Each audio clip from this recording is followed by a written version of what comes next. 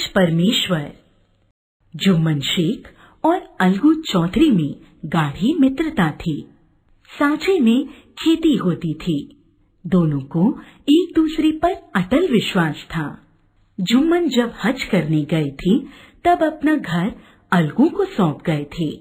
अलगू जब कभी बाहर जाते तो जुम्मन पर अपना घर छोड़ देते थे। जुम्मन शेख की एक बूढ़ी खाला थी। उसके पास कुछ थोड़ी सी मिल्कियत थी, परंतु उसके निकट संबंधियों में कोई न था। जुम्मन ने लंबे चौड़े वायदे करके वह मिल्कियत अपने नाम लिखवा ली थी। जब तक दान पत्र की रजिस्ट्री न हुई थी तब तक खाला का खूब आदर सत्कार किया गया, पर रजिस्ट्री की मुहर ने खातिरदारियों पर भी मानो मुहर लगा दी। अब बेचारी खाला को प्रायः नित्य ही कड़वी बातें सुननी पड़ती और अपमान सहन करना पड़ता था। कुछ दिन उसने सुना और सहा, पर जब न सहा गया तो जुम्मन से शिकायत की और अलग रहने के लिए गुजारे की मांग की। जुम्मन ने धृष्टता के साथ उत्तर दिया, रुपए कहाँ यहाँ फलते हैं? खाला ने पूछा, मुझे भी कुछ रूखा सूखा चाहिए कि नहीं?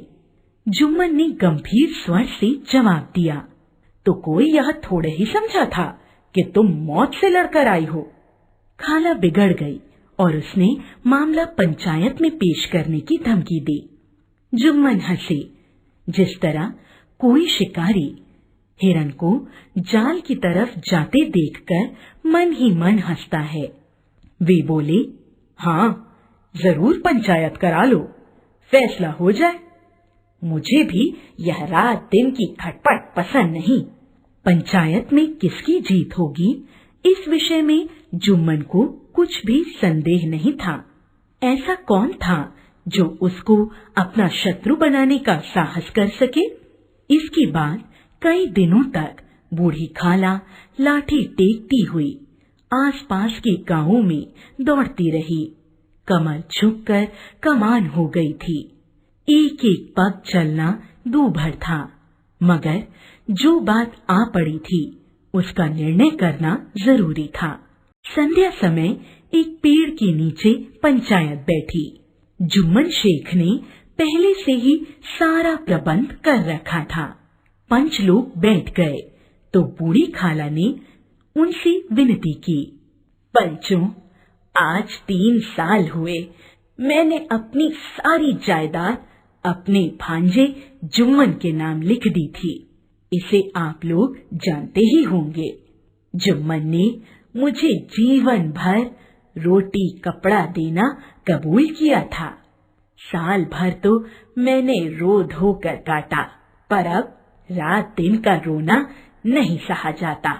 अब न पेट को रोटी मिलती है, न तो तन को कपड़ा। तुम लोगों के सिवा और किससे अपना दुख सुनाऊं? तुम लोग जो राह निकाल दो उसी पर चलूं। मैं पंचों का हुक्म सिर माथे चढ़ाऊंगी। सरपंच किसे बनाया जाए, इस प्रश्न को लेकर जुम्मन शेख और खाला जान में कुछ कहा सुनी हो गई। खाला बोली, खुदा से डरो। पंच न किसी के दोस्त होते हैं और न दुश्मन, और तुम्हारा किसी पर विश्वास न हो तो जाने दो। अलगू चौधरी को तो मानते हो, लो मैं उन्हीं को सरपंच मानती हूँ। जुम्मन शेख आनंद से फूल उठे, परंतु भावों को छिपाकर बोले, अलगू चौधरी ही सही। मेरे लिए जैसे रामधन मिसर वैसे अलगू। जुम्मन को पूरा विश्वास था कि अब बाजी मेरी है, पर जब अलगू चौधरी ने जुम्मन से जिरह शुरू की तो एक एक प्रश्न जुम्मन के हृदय पर हथौड़े की चोट की तरह पड़ने लगा। जुम्मन चकित थे कि अलगू को क्या हो गया। अभी यह मेरे साथ बैठा हुआ कैसी कैसी बातें कर रहा था, अब इतनी ही देर में ऐसी काया पलट हो गई कि मेरी जड़ खोदने पर तुला हुआ है। क्या इतने दिनों की दोस्ती कुछ भी काम न आएगी। जुम्मन शेख इसी उधेड़बुन में पड़े हुए थे कि अलगू ने फैसला सुनाया। जुम्मन शेख पंचों ने इस मामले पर विचार किया।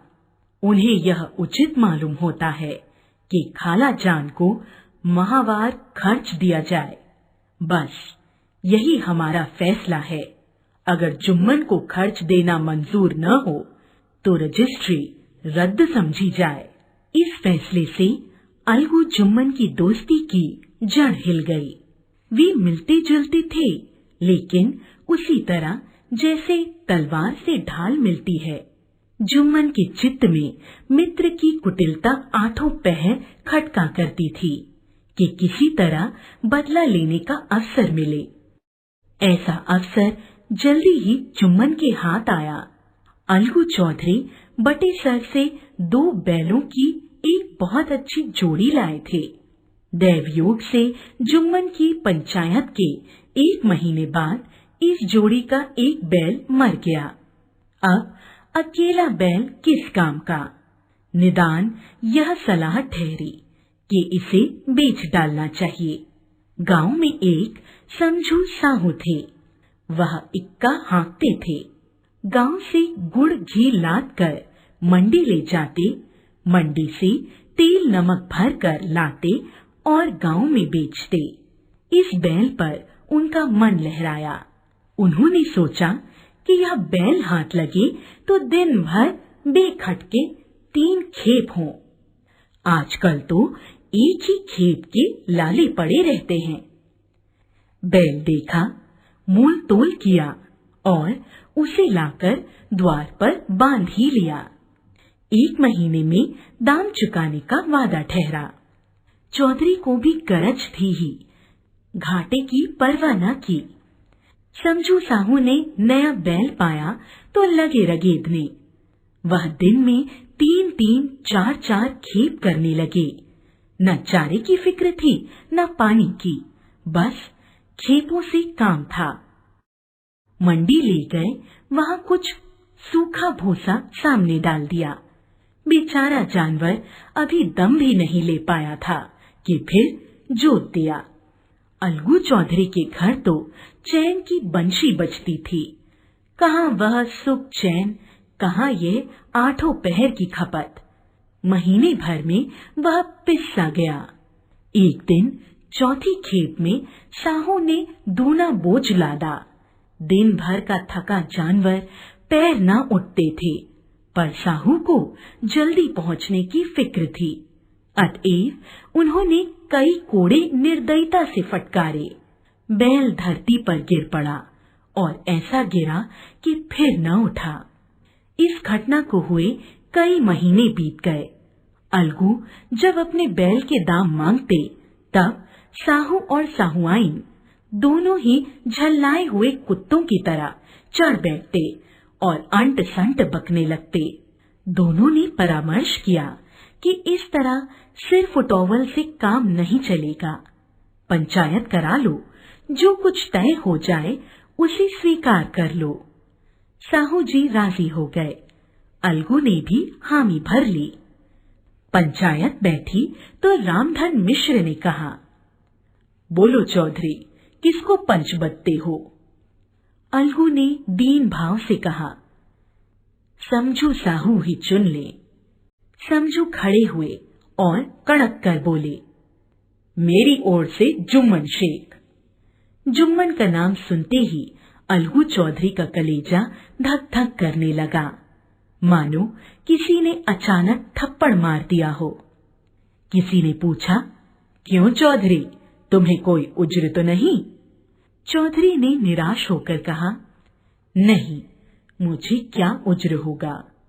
सरपंच का मुख्य आसन ग्रहण करते हुए जुम्मन शेख के मन में अपनी जिम्मेदारी का भाव पैदा हुआ। उन्होंने सोचा, मैं इस वक्त न्याय और धर्म के सर्वोच्च आसन पर बैठा हूँ। मेरे मुंह से इस समय जो कुछ भी निकलेगा वह देववाणी के सदृश है। अतः मेरा सत्य से जौ भर भी टलना उचित नहीं। पंचों ने दोनों पक्षों के सवाल जवाब किए। अंत में जुम्मन ने फैसला सुनाया। अलगू चौधरी और समझू साहू, पंचों ने तुम्हारे मामले पर अच्छी तरह विचार किया। समझू को उचित है कि बैल का पूरा दाम दें। जिस समय उन्होंने बैल लिया उस वक्त उसे कोई बीमारी न थी। अगर उसी समय दाम दिए जाते तो आज समझू उसे फेर लेने का आग्रह न करते। बैल की मृत्यु केवल इस कारण हुई कि उससे बड़ा कठिन परिश्रम लिया गया और उसके दाने चारे का अच्छा प्रबंध न किया गया। सरपंच का फैसला सुनकर अलगू चौधरी फूले न समाये, उठ खड़े हुए और जोर से बोले, पंच परमेश्वर की जय। इसके साथ ही चारों ओर ध्वनि हुई, पंच परमेश्वर की जय, पंच परमेश्वर की जय। थोड़ी देर के बाद जुम्मन अलगू के पास आए और उनके गले लिपट गए। अलगू रोने लगे। इस पानी से दोनों के दिलों का मैल धुल गया और मित्रता की मुरझाई हुई लता पनप उठी।